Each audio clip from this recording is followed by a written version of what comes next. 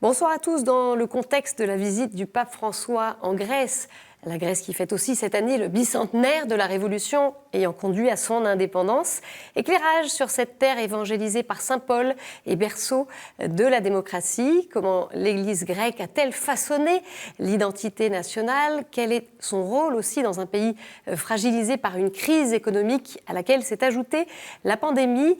Décryptage dans un instant avec notre invité Alexis Chrysostalis, spécialiste de Byzance. Mais pour commencer, quelques repères géographiques. La Grèce, pays du sud-est de l'Europe, partage ses frontières terrestres avec l'Albanie, la Macédoine du Nord, la Bulgarie et la Turquie. Sa population est d'environ 10,7 millions d'habitants.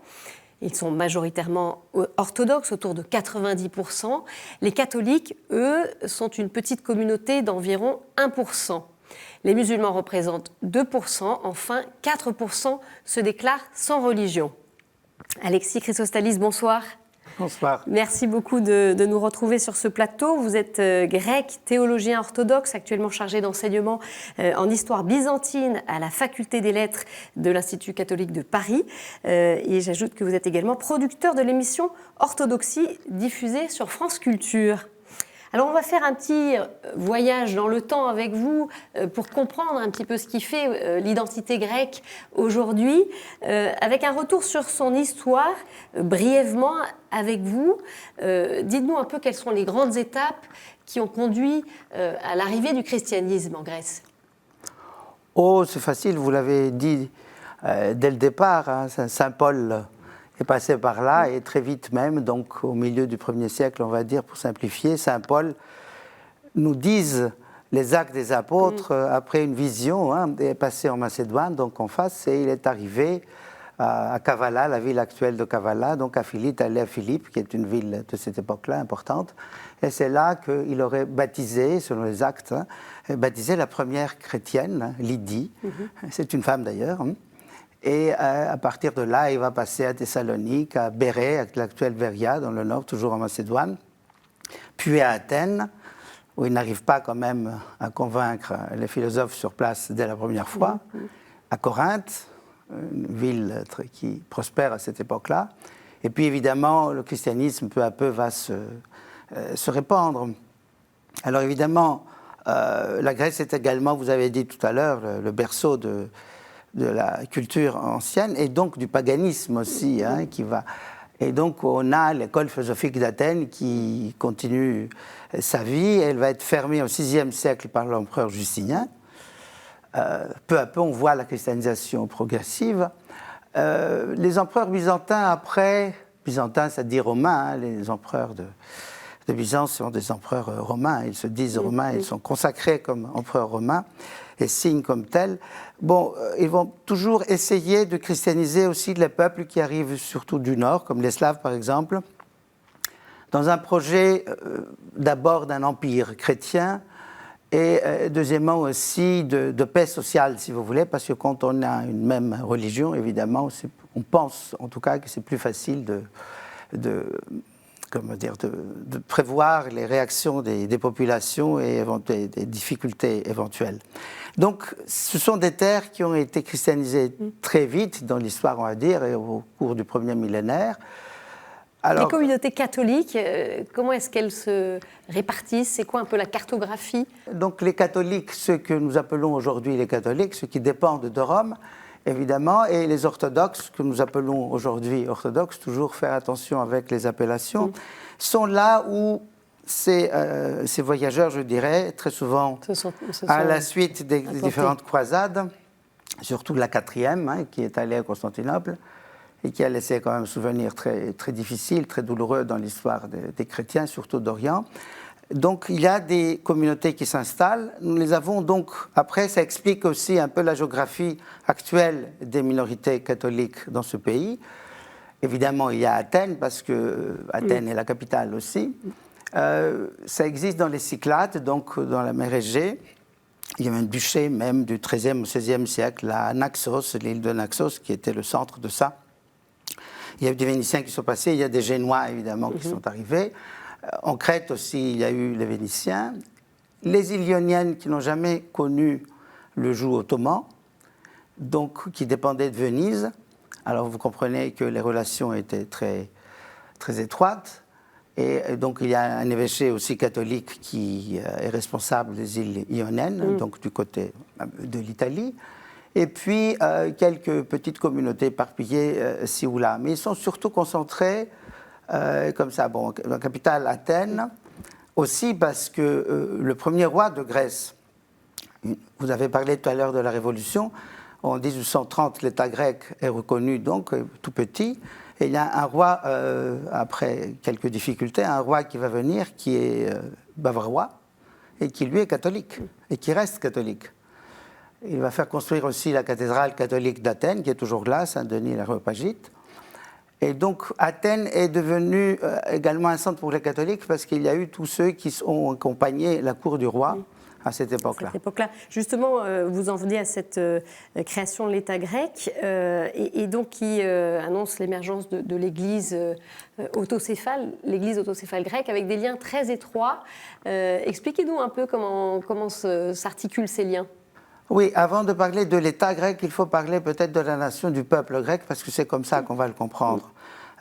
L'État grec, bon, on le voit, c'est quelque chose de très récent. Ce qui n'est pas récent du tout, c'est la conscience grecque et la nation grecque. Donc, entre la nation grecque et l'Église, qui est aujourd'hui l'Église orthodoxe, il y a des liens, je dirais, de famille extrêmement forts. Depuis les origines, alors? Oui. Et l'Église est celle, et en l'occurrence l'Église orthodoxe évidemment, est celle qui a la conscience aussi des gens, mais l'histoire le confirme très souvent, assurer la survie, je dirais, de la nation, de la langue grecque pendant l'occupation ottomane. Et ça, les Grecs ne sont pas prêts de l'oublier. Donc ça dure 4 siècles? Ça dure 4 siècles, mais en fonction des régions, là, ça change parce que tout n'est pas arrivé en même temps, au même endroit, etc. Mais c'est comme ça. Donc ces liens sont très forts, et à la sortie de cette situation, donc au moment où on va créer un État qu'on essaye de créer sur un modèle européen, qui n'est pas vraiment le modèle, si vous voulez, qui correspond à la tradition de ce peuple, à ce moment-là, l'Église est doublement, je dirais, forte, l'Église orthodoxe, d'une part moralement, parce qu'il y a ces liens avec la population, et d'autre part, évidemment, financièrement, je dirais, parce qu'elle est propriétaire d'énormément de biens immobiliers, par les différents dons, les legs qui ont été faits, etc. Donc, c'est une relation très étroite et pas toujours facile, qui va s'installer entre l'État et l'Église, et qu'on voit d'ailleurs depuis le milieu du 19e siècle jusqu'à aujourd'hui, même avec des tensions parfois, ci ou là. Mais pour résumer tout ça, je dirais que d'une part, l'Église cède un très grand nombre de ses biens à l'État et à la société, c'est pas toujours l'État, à la société, et de cette manière-là couvre pratiquement entièrement au début, mais encore aujourd'hui de manière très importante les besoins sociaux de la population, même si l'État peu à peu s'installe, est équipé lui-même de ce qu'il faut, si vous voulez, pour faire face aux différentes situations sociales, etc. La présence de l'Église au plan social reste très forte par ses institutions philanthropiques, par des hôpitaux aussi souvent, par des foyers de vieillards, par des institutions pour enfants handicapés maintenant, par plein de choses comme ça. Ce qui fait qu'il est très difficile de séparer les choses et de dire l'action sociale en Grèce, si vous voulez, si on retire la présence de l'Église, il ne va pas vraiment rester grand-chose. C'est un acteur incontournable qui travaille main dans la main avec l'État. Tout à fait, voilà. Et qui est tout naturellement là pour les gens. Alors c'est un peu difficile à comprendre en France parce qu'évidemment le modèle français est totalement différent. Et oui. Totalement. Et comme chacun part avec ce qu'il connaît évidemment depuis son pays, a du mal à comprendre comment cela peut fonctionner autrement. On avait parlé, si on revient à une époque beaucoup plus récente, c'était en 2018, d'une éventuelle distanciation entre l'État et l'Église. Il y avait oui, on a même parlé de séparation, voilà, si vous voulez. Signé entre Alexis Tsipras, qui était le Premier ministre à l'époque, et l'archevêque d'Athènes, Monseigneur Hieronymus, pour mettre fin au statut de fonctionnaire, parce qu'il faut préciser, c'est ça aussi, les prêtres sont des fonctionnaires d'État.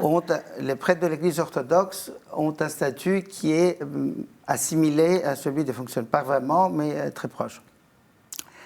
Alors oui, qu'est-ce qui s'est passé? La Grèce a été dirigée de 2015 à 2019 par un gouvernement de gauche conduit par Alexis Tsipras. En 2018, le Premier ministre de l'époque a voulu répondre à une promesse qu'il avait faite à ses électeurs. De séparer. Oui, de séparer. Alors, pour une séparation comme il y en a en France, on n'en parle même pas, si vous voulez, il faut que ce soit clair. Hein. C'est pas posé comme ça du tout, le problème n'est pas là. Mais, comme vous avez dit, une distanciation pour certaines choses. Et donc, évidemment, je rappelle aussi qu'Alexis Tsipras est un Premier ministre qui a prêté serment civil au moment où il a pris ses fonctions, ce qui était quand même une grande innovation. Voilà, c'était pas habituel. Pas du tout, mais au préalable, juste avant, il était passé voir l'archevêque d'Athènes pour parler avec lui, etc. Donc on voit bien que le lien est complètement différent, voilà, oui, malgré tout. Mais cet accord n'a pas abouti. Au fur et à mesure de son histoire, l'État grec a accordé certains droits au clergé de l'Église orthodoxe en échange de certaines terres, de certains biens qui ont été donnés par l'Église. Voilà. C'est un échange donc, qui a été fait en plusieurs étapes.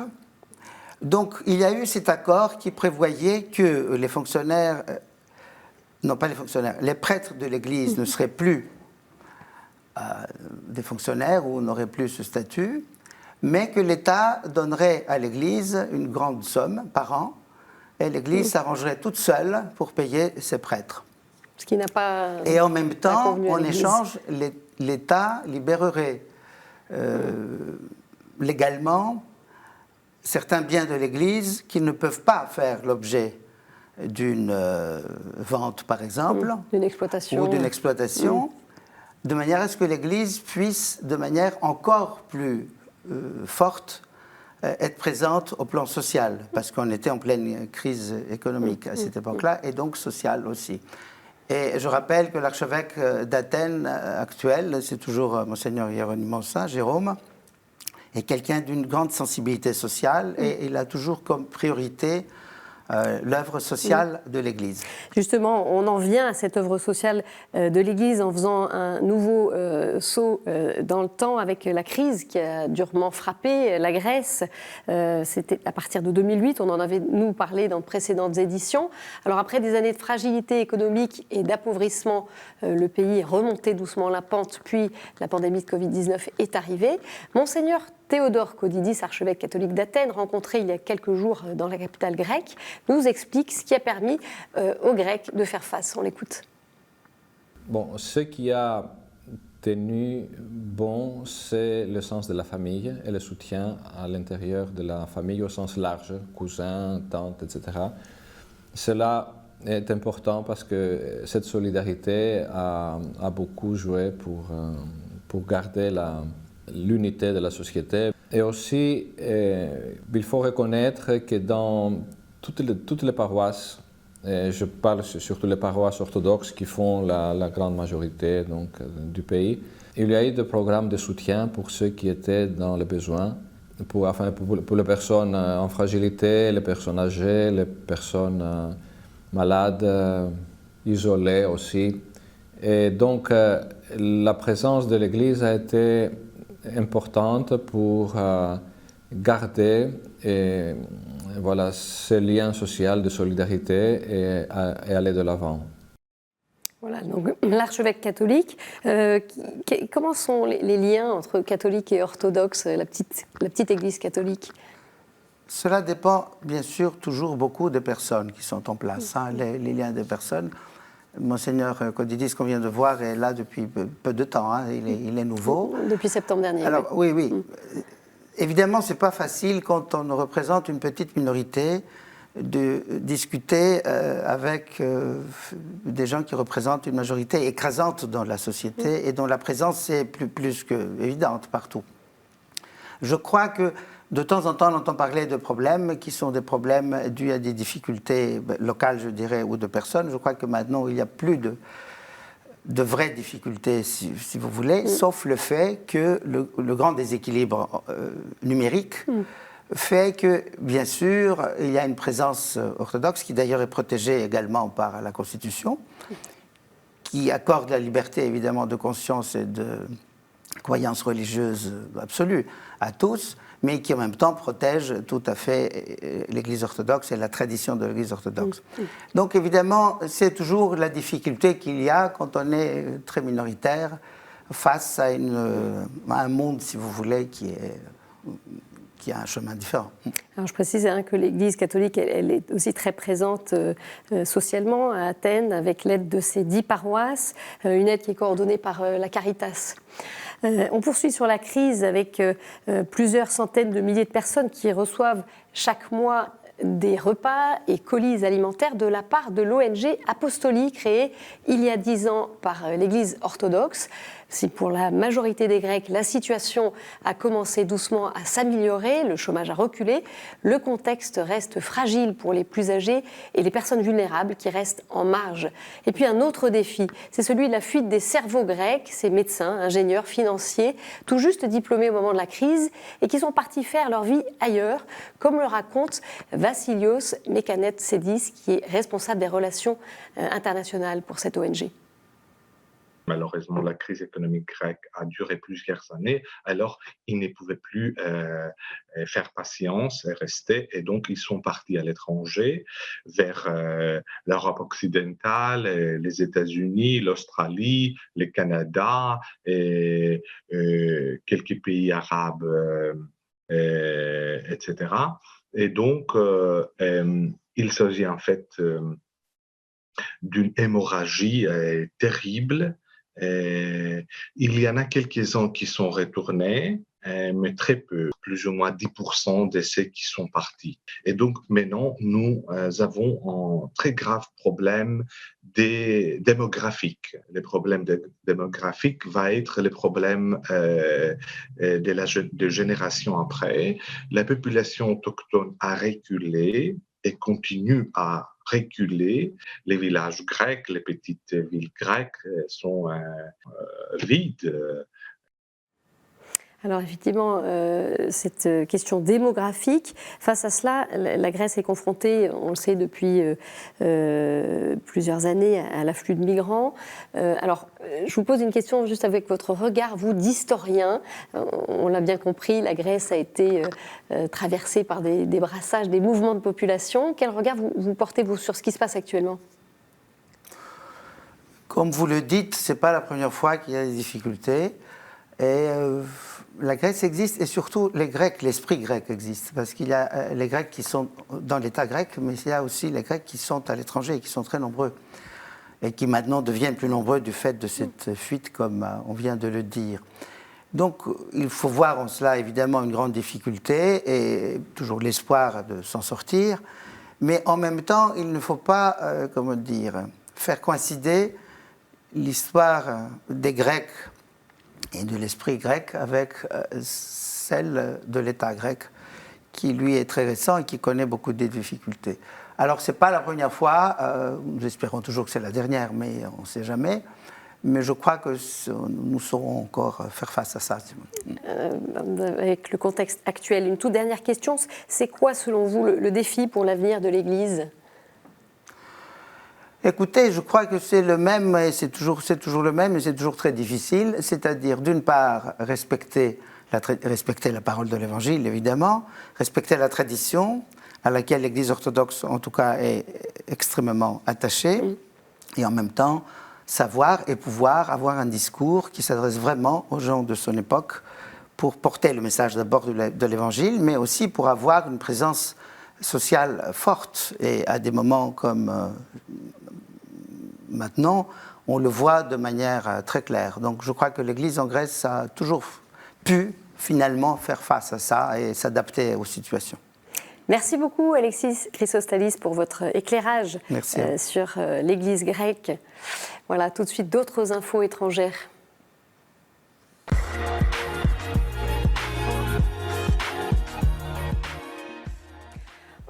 RDC, les évêques suspendent leur participation de la plateforme des confessions religieuses. Une décision annoncée à l'issue d'une session extraordinaire du comité permanent de la conférence épiscopale du Congo. Très attentifs au processus électoral de 2023, les évêques déplorent la politisation de la Commission électorale nationale indépendante, la CENI, et le climat de méfiance susceptible de conduire aux élections contestées d'avance et qui porterait sérieusement atteinte à la cohésion nationale et à la paix sociale. Et puis, autre sujet de préoccupation des évêques, l'insécurité grandissante dans l'est du pays, ainsi que la gratuité de l'enseignement primaire à mettre en place. Ne pas oublier l'Arménie, sa béatitude Raphaël Bedros XXI Minassian, patriarche de Sicile des Arméniens catholiques, élu en septembre dernier, a choisi la France pour son premier déplacement à l'étranger il y a quelques jours. L'occasion pour lui d'interpeller la communauté internationale sur la guerre oubliée dans le Haut-Karabakh, cette enclave située en Azerbaïdjan mais majoritairement peuplée d'Arméniens. Ce conflit qui avait repris il y a un an a fait des milliers de morts, dont de nombreux civils. Malgré un cessez-le-feu, il n'est pas résolu. On écoute Monseigneur Raphaël Bedros XXI Minassian. L'Arménie a le droit de vivre. Et les Arméniens ont le devoir, ils ont le droit à avoir aussi leur terrain, leur patrie. Ce n'est pas que nous avons conquis des territoires d'autrui. Nous sommes en train de défendre nos frontières, défendre nos droits, mais au début, ils ont commencé avec Nagorno-Karabakh et maintenant sont sur la frontière de l'Arménie. Ça veut dire qu'il y a une certaine injustice ou bien une invasion que le monde entier le voit, mais personne n'en parle. Et c'est là ma question. Où êtes-vous?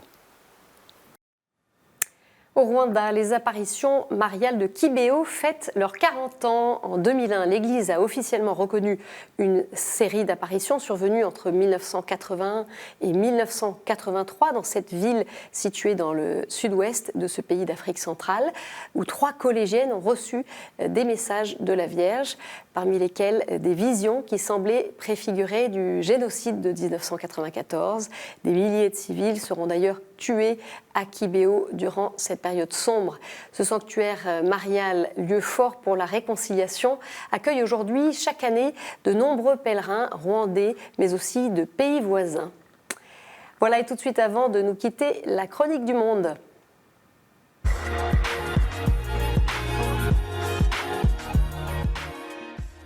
Et c'est tout nouveau, nous accueillons un nouveau visage dans nos chroniques, celui du père Vincent Kunduku Langara, qui est président des théologiens en Inde et vice-recteur du grand séminaire Saint-Joseph à Aluva, dans le Kerala. Bonjour, ici le père Vincent du Kerala, un État dans le sud-ouest de l'Inde. Aujourd'hui, j'aimerais vous parler d'un prêtre qui s'appelle Robin, qui travaille comme curé dans un village. Son village se trouve à côté d'une région forestière et les villageois sont embêtés par l'attaque des animaux. Ici, le père Robin s'engage dans une mission très particulière, défendre la vie des gens des attaques des animaux sauvages. Il arrive parfois que les animaux sortent de la forêt et détruisent les champs des agriculteurs. En ce jour, le nombre des animaux a beaucoup augmenté dans les forêts du Kerala, car on n'a pas le droit de chasser les animaux, même les sangliers. Selon les statistiques, dans les 10 dernières années, 124 personnes sont mortes par l'attaque des éléphants et 1200 personnes par d'autres animaux. Les tigres et les léopards arrivent de plus en plus dans les villages. Plusieurs fois, les gens ont porté plainte auprès des autorités gouvernementales, mais elles n'ont pas pris de mesures sérieuses. le Père Robin est à la tête des agitations qui sont organisées par le peuple pour défendre leurs droits. Vous voyez, ici il y a un piège dans lequel il y a un chien pour attirer les tigres de la forêt. La question qui reste est celle-ci. Même si l'homme est responsable de protéger et préserver la forêt et les animaux sauvages, qu'est-ce qu'on peut faire quand beaucoup de gens perdent la vie? Qui a priorité? Les êtres humains ou les animaux sauvages? Merci Père. Voilà, c'est la fin de cette édition. Vous pouvez la retrouver sur notre site et nos réseaux sociaux. Très belle semaine à tous. Je précise qu'évidemment, vous pouvez suivre en direct les grands rendez-vous du voyage du pape à Chypre puis la Grèce. Très bonne soirée. Au revoir.